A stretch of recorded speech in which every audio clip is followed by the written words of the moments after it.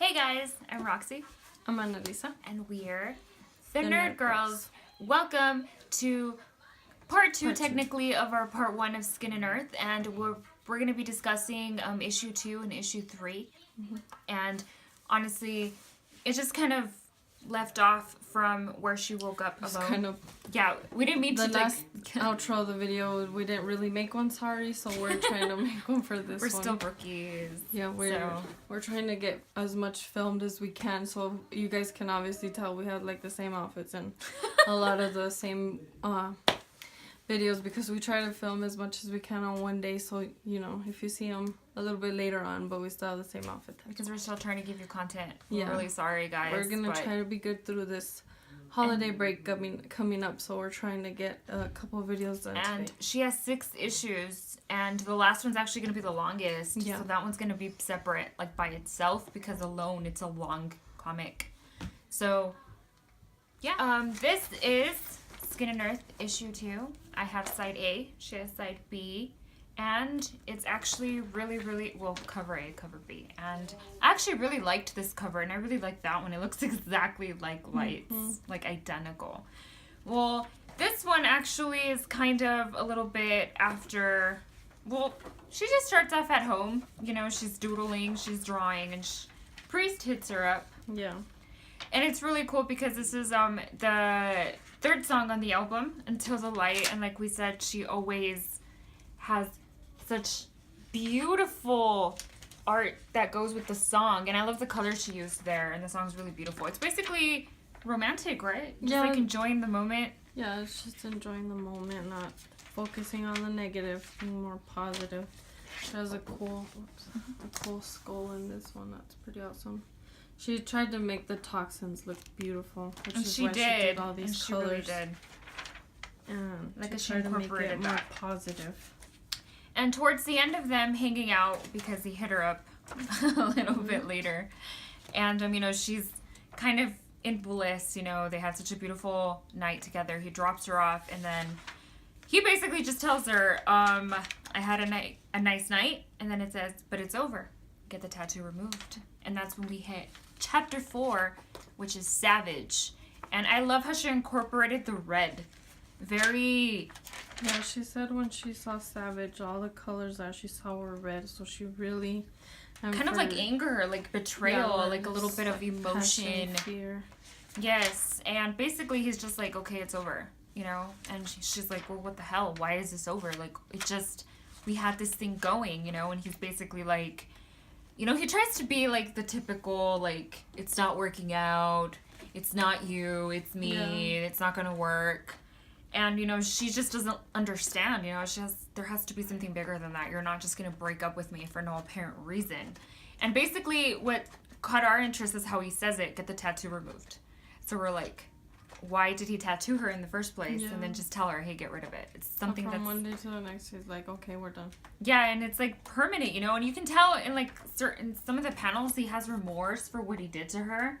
But he's still not, like, regretful. Like, he's basically telling her, like, no, sorry, it's over.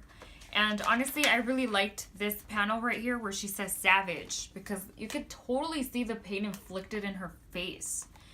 Just like, so basically, I have nothing again. This is my life. Like, really? Like, I have no one. You were the only person that was there for me. And now you're basically leaving me, too, after... I put my guard down, basically, right? How Light said that and is very trusting. Yeah. She always looks for the good in people, and that's her quality, but at the same time, that's a flaw. You know, because if you let people in so easily, you're bound to get burned. Yeah. And it was really painful. The comic is just basically her going through some very, very... This is a turning point where she Yes. really goes into the turmoil. This is where it really begins, where her heartbreak begins. So you can see, like... In every of the panels, she's just heartbroken. She's crying. This is my favorite image of the Yes. comic. It's So, beautiful. because you could even see, like, over here, how it's, like, on fire. And it's, like, it fits every perfect concept of how she feels in the inside. She's in pain.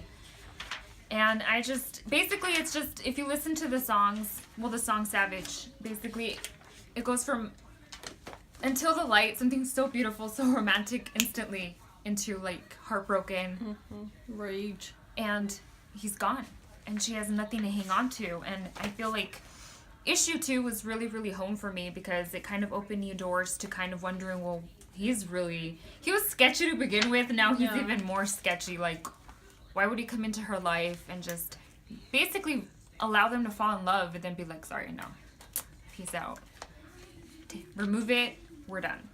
So issue 2 is basically just kind of the breakup point of it. Turning point for Anne, where she really falls into complete despair, and this is where the turmoil begins for her character. But little do we know that someone's been watching her. And we'll be getting into issue 3.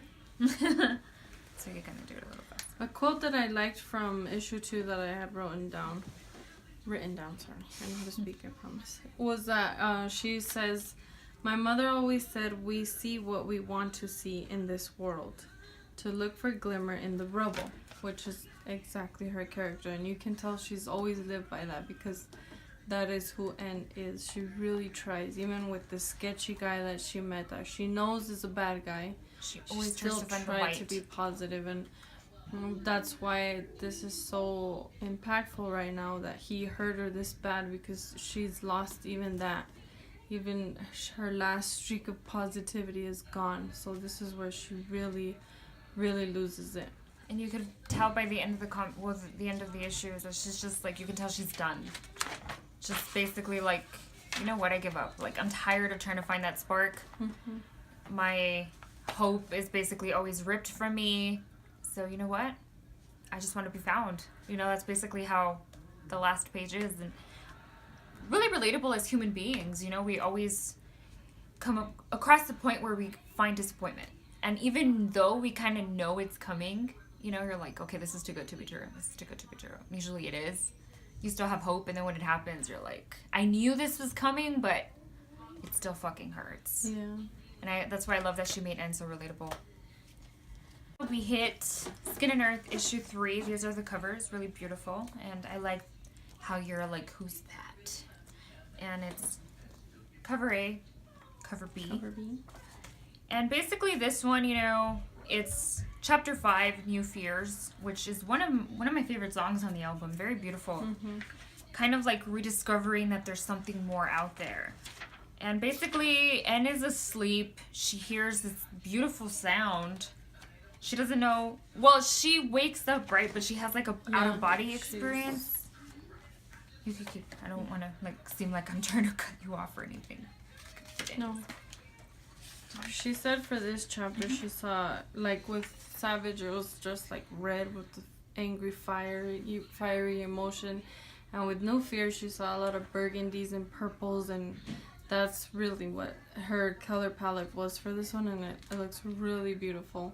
And even in her music video that accompanies this chapter, it's like a lot of pretty purples and lavenders and burgundy, like that pretty color is what she said she saw when she heard New Fears, and she incorporated that into the comic and the music video. It's a very, very well thought out project.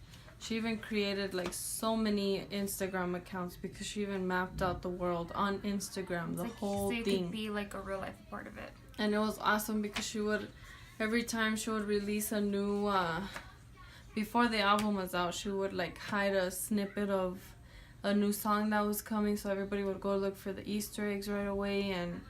And she hid like, also later on she hid like her announcement for her tour dates. Like she finally gave us a date when she was gonna announce them, and so she has done. Then she drew all of that art for the Instagram accounts and had to create like 1,000 of them to map out the whole world.